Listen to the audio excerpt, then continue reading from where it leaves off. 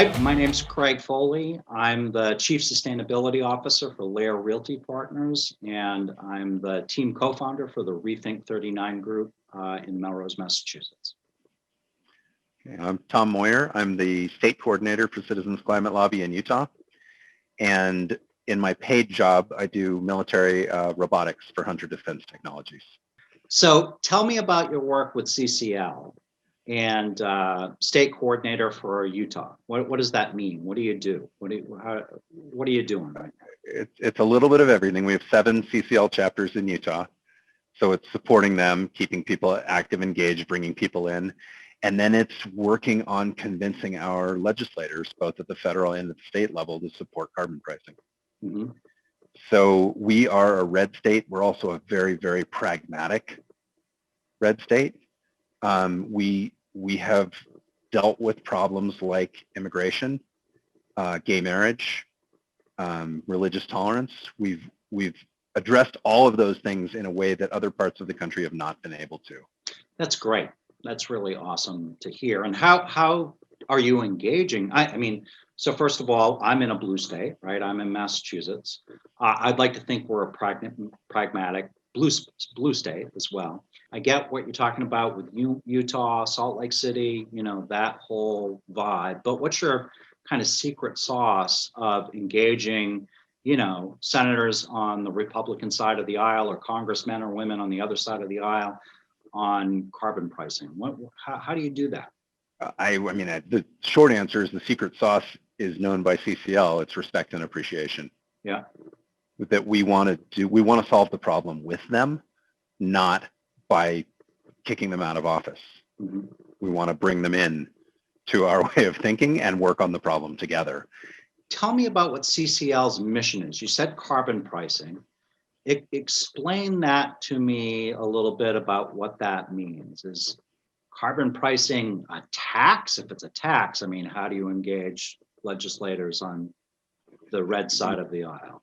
Many of them are very leery of the word tax and the concept of the tax. But yes, I'm leery of it. Yeah, we want to put a price on pollution.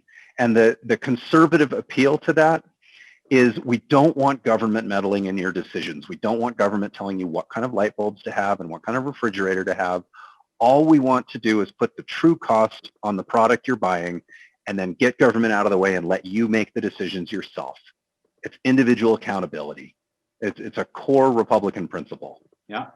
So what we want to do is put a fee on pollution, a fee on the emissions of carbon dioxide that makes polluting fuels more expensive.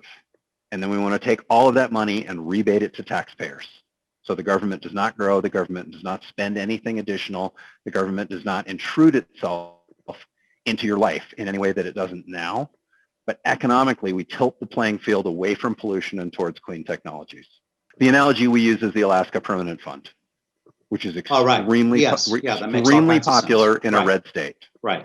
Yep. You're going to get a check every month from the government, or it's a direct deposit into your bank account. Yeah. And that comes from the oil industry, right? In Alaska, it does. Yeah. Yeah. Here, it would come from all forms of energy use, coal, oil, and natural gas. Right. In any proportion, fossil fuel. Yeah, any fossil fuel in proportion to the amount of emissions they're responsible for. Exactly. And so how do you derive the cost? What do you mean by cost of fossil fuels? What's that all about? So you're paying the provider for the service they're doing of extracting the fuels and delivering it to you. Yeah. But you're paying nothing right now for the privilege of using the atmosphere as your waste dump. Mm. So the proposal that we're working on would apply a fee for that privilege, the same way you pay a fee to have your trash taken to the dump. Yeah. Stuff is not free. It has an impact on other people. Mm-hmm. People are great at avoiding taxes. Yes. Just give them a legitimate way to do it. Yeah. Cut my emissions, cut my pollution. I will make money. Every entrepreneur, every consumer gets incentivized to put all their collective brain power to work on cutting their emissions. Yeah, no, I like that. That's the key, right? Incentivizing people to think forward. I love that. Yep.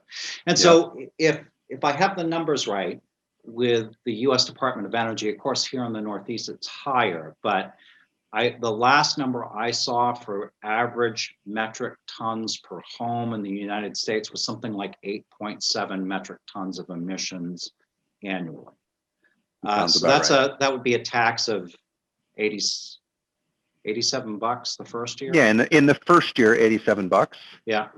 In the second year, double that, and the third year, triple that, et cetera. So if I'm in a net zero energy home, like the one that you live in and the ones that I'm selling here in Greater Boston, that home is producing as much energy, clean energy, usually from Right. solar PV here in the Northeast with a really tight building envelope, really energy efficient home, zero. Or I've sold actually, Tom, homes that have HERS scores, condo development that had HERS scores -14 and -22. So they were regenerative. They were creating more energy than they were using. They would make a killing on this, right? Right. Have I got that right? Yeah. So a home like that would pay no tax at all. Well, effectively, right? The homeowner themselves, they're not the one paying the tax. Yeah. But you're purchasing energy from people who are, and so you normally see it as higher costs. Yeah. But yes, a homeowner like that does not purchase the energy that has the tax applied to it, and therefore effectively sees no tax. Yeah. And did you build the home that you're living in now? Did you start from scratch, or? We did. It was a blank lot. And why did you do it? I mean, what were the real motivating factors for you and your wife to go this extra place that not many people, how long ago did you build this house too, by the way? We've been in 3.5 years. 3.5 years. So, yeah. I mean, there were enough maybe builders that knew what they were doing at that point, but this is rapidly evolving. I'd say over the last 5-10 years is really when this whole building science revolution has happened that no one seems to know about, Tom, right? Right. But why did you do it? What was your motivation? There are not that many people motivated by climate change, but for me, climate change is 100% of the motivation. Yeah. I'm an advocate for climate solutions. I want to walk the walk. I want to live my own values, and then I want to be an example that I can show to other people, and not say you should fix it, but I shouldn't have to. Like, look, it's not that hard. We can fix it. Here's how it is. Yeah. You can have a house that's just as comfortable or more comfortable, that doesn't cost any more, that solves the problem.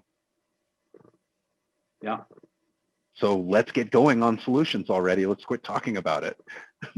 Right? Oh my goodness. Waste our time trying to figure out how we're going to do it. Let's just do it.